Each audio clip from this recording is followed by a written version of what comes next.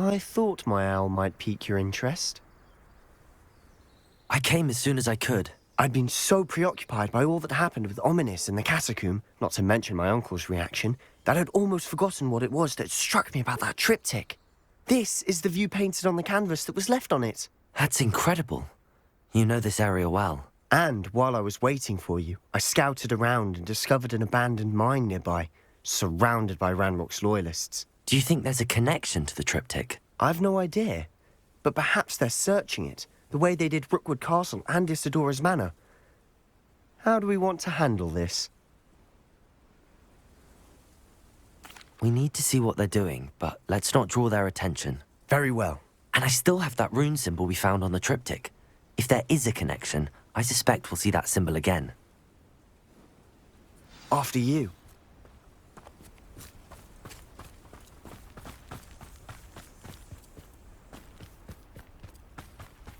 There they are, up ahead.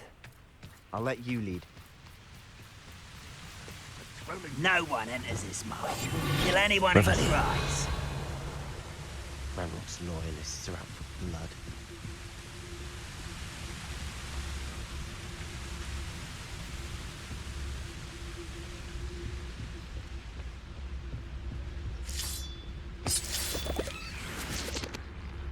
You ought to cut back on the took you for a troll the other day.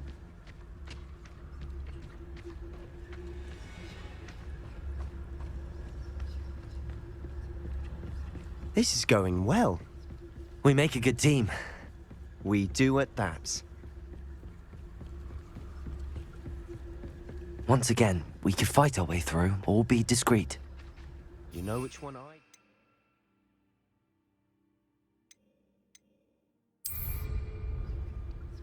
A cup of mushroom tea.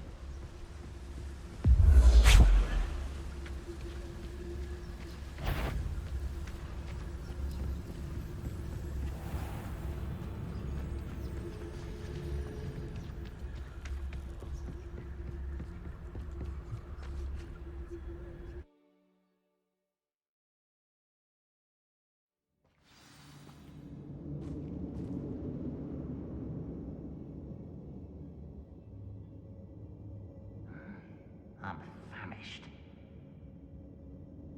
Quietly now. Revelio. For better or for worse, we're in.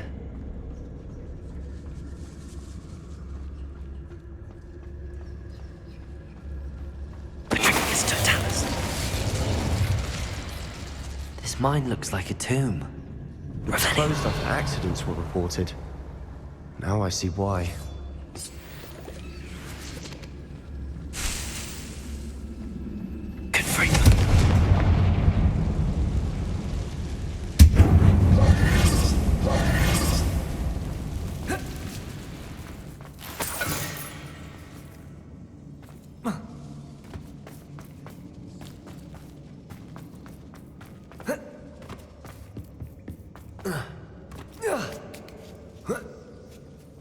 I don't see any goblins in these webs.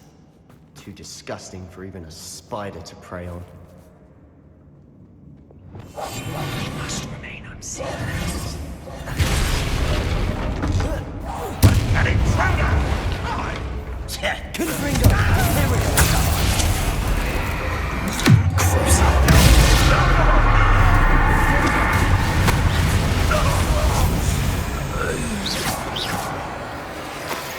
Incendio! Wouldn't mind a plum job at Gringotts. Suit me, sitting around all day. Mind you, I suppose. Ow! Yeah! Incendio! How many Ranrock's loyalists are in here? Too many. They definitely think there's something here they want. Wingardium Leviosa.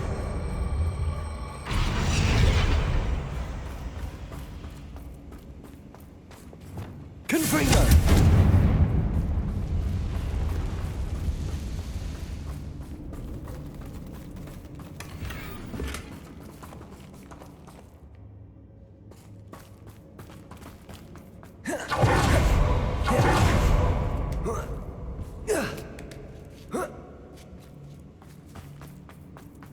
It's no wonder spiders give people goosebumps.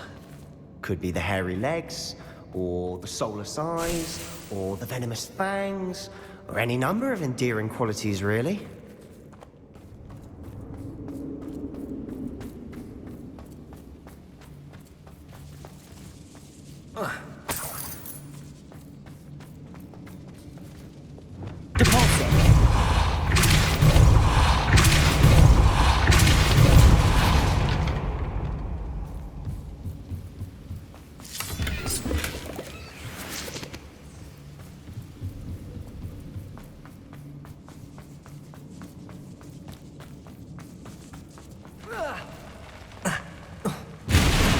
Smashing. Should have thought to conjure stairs.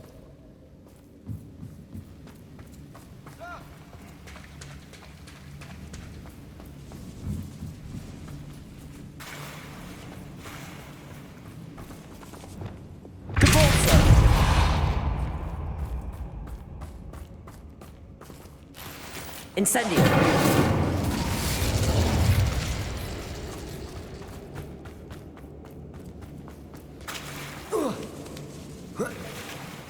That bridge is... Confringo.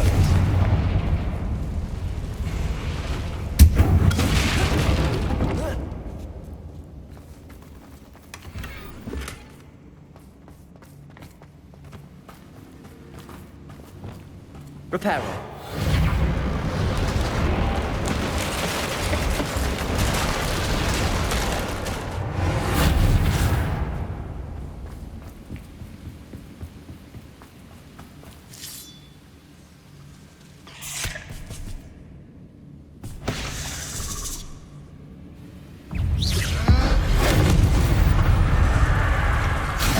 Confringo.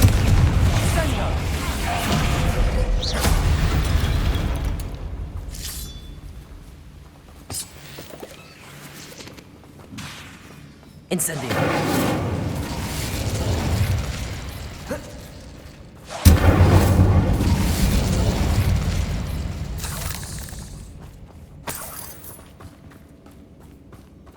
We're making quick work of them.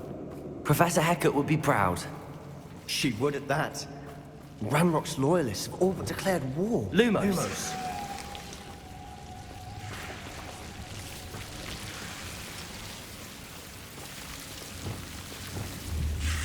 Confringo! Lumos. Lumos.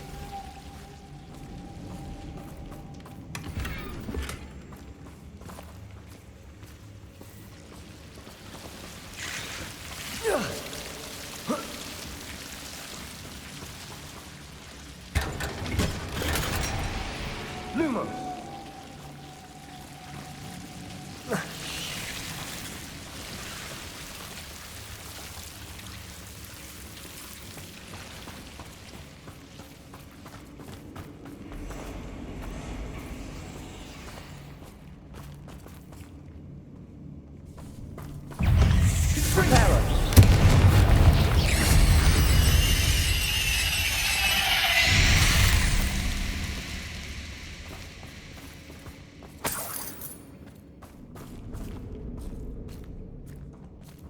We've still not seen a single rune symbol. I think we're going to be a bit distracted from runes for a moment. An unwelcome distraction at that. We have another fight on our hands. Why am I not surprised? I'll be quieter than a jobberknoll. Following orders. Leave your accusations in someone else's direction if you don't mind. Why is a grapple?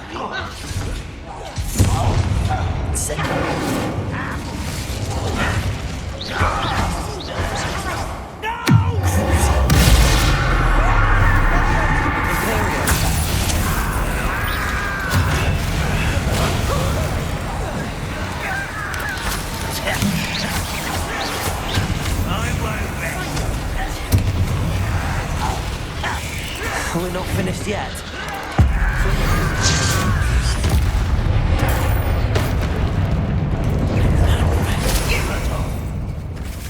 Incendio.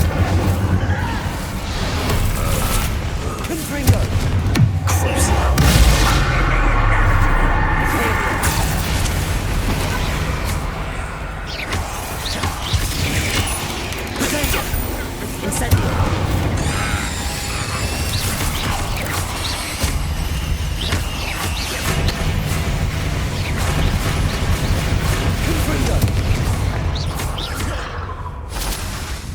Incendio!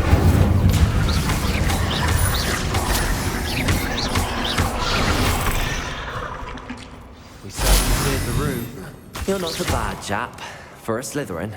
You Gryffindors don't have a monopoly on bravery, you know.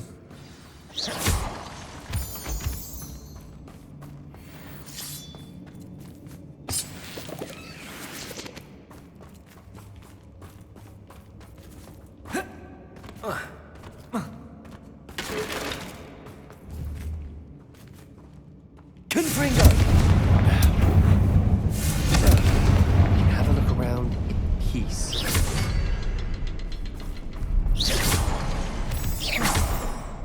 Confringo! Symbol above the cavern door. Ranrock's loyalists never knew to look for it. Confringo!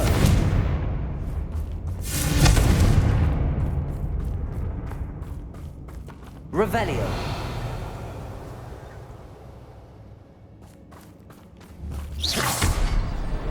Wasn't expecting that. Reparo. Accio. Wingardium Leviosa.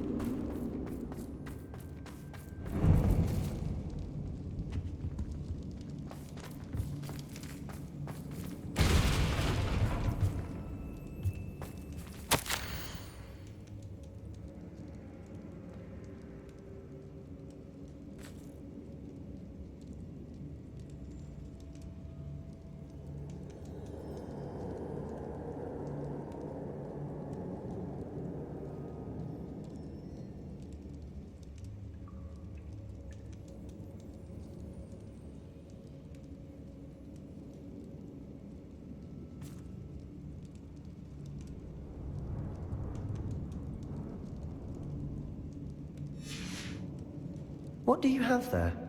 A journal entry by Isadora. Hopefully it will help us unravel more of this mystery. Sebastian, I think I found something. A canvas piece. Brilliant. Our efforts weren't in vain after all. Still, something about this place feels odd.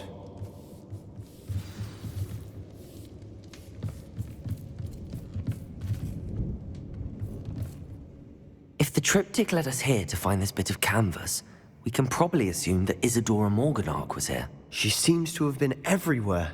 But if she was using the Undercroft, and the cellar beneath her manor in Feldcroft, why would she create this space? And why hide it behind cryptic rune symbols? And ancient magic that no one but you could see? Isadora and Percival Rackham, another of the Keepers, could see traces of ancient magic too. Rackham? I haven't heard his name before. Here's are some of the memories I've seen. I don't think he and Isadora saw eye to eye on how this magic should be used. This is all rather baffling. Let's take the canvas back to the triptych. Perhaps the answers are there. This place is odd, to be sure, but I'm fascinated by it. Now, for the trek back out of here and to Hogwarts. Unless we can find another passageway to the Undercroft. Let's have a look around.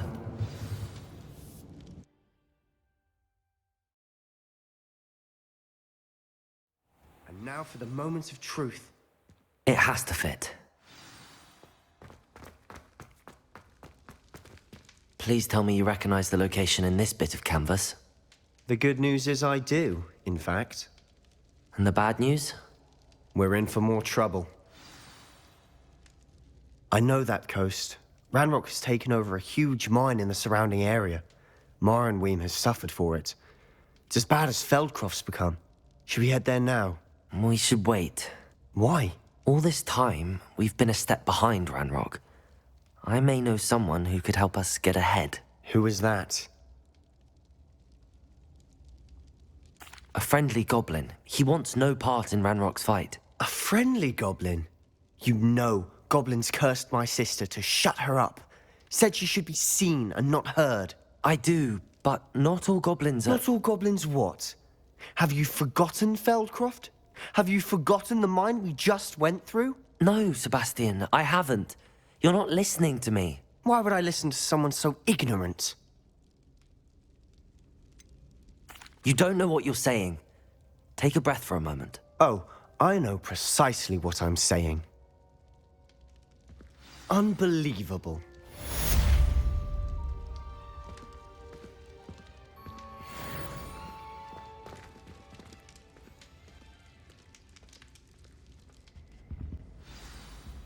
You wanted to speak with me, Mother?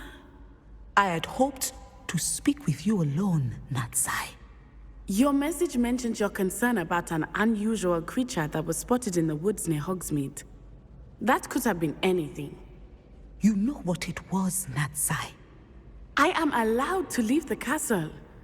I am always careful, Mother. Careful. Officer Singer disagrees.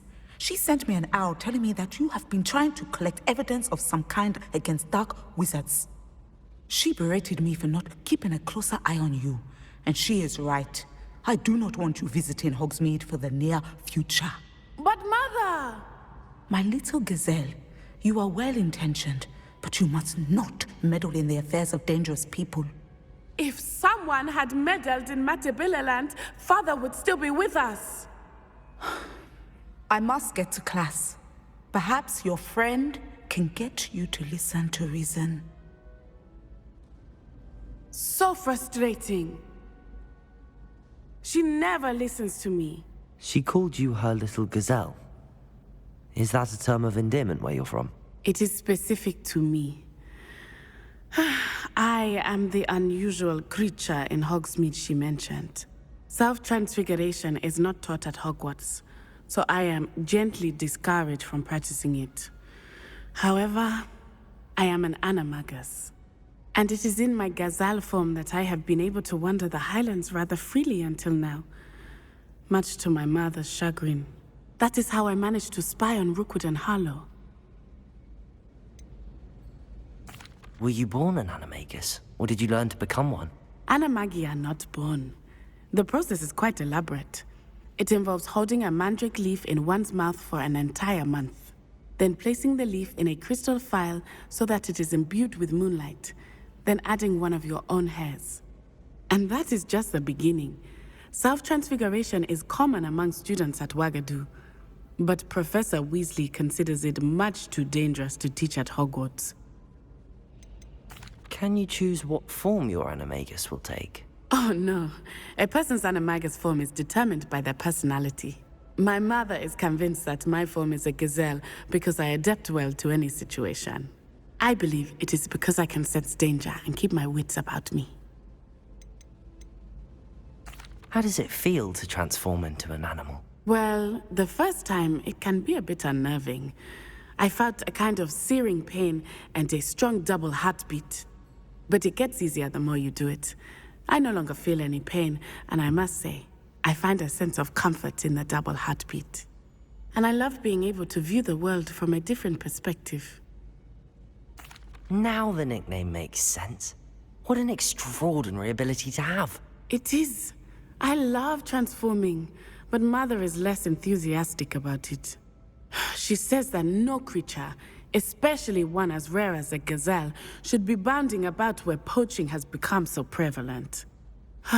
She claims that she has foreseen tragedy befall me in my gazelle form. But she has used her sight to control me too many times. I no longer believe it. She's concerned for your safety. It may be best for you to stay away from Hogsmeade for now. That may be safe, but I do not believe that it would be best. Do you? You could have fled the moment you discovered that Rookwood, Harlow, and Ranrock were after you, but you did not. I choose to act as you have. I must deal with Rookwood and Harlow, not hide from them. My mother cannot know where I am all the time. Thank you for being here during that rather awkward conversation.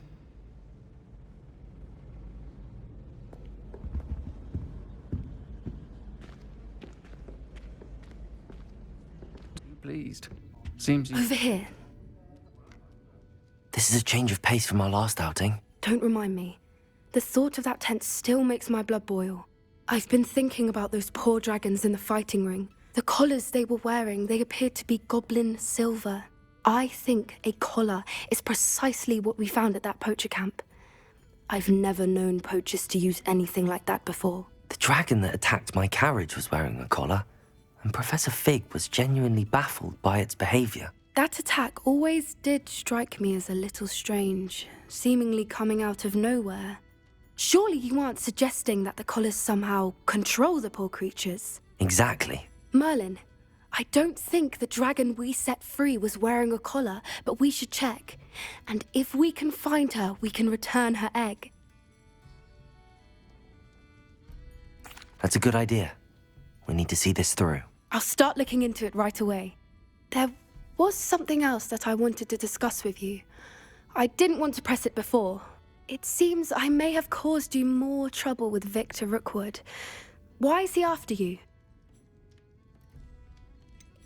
If it's all right with you, I'd rather not say. At least not at the moment. Understood. We all have our secrets. I shan't press for more details. In fact, I should probably be going. I'd like to track that dragon down as soon as I can. I'll let you know when I have news of her location. Poor children had nothing else to do with their spare time.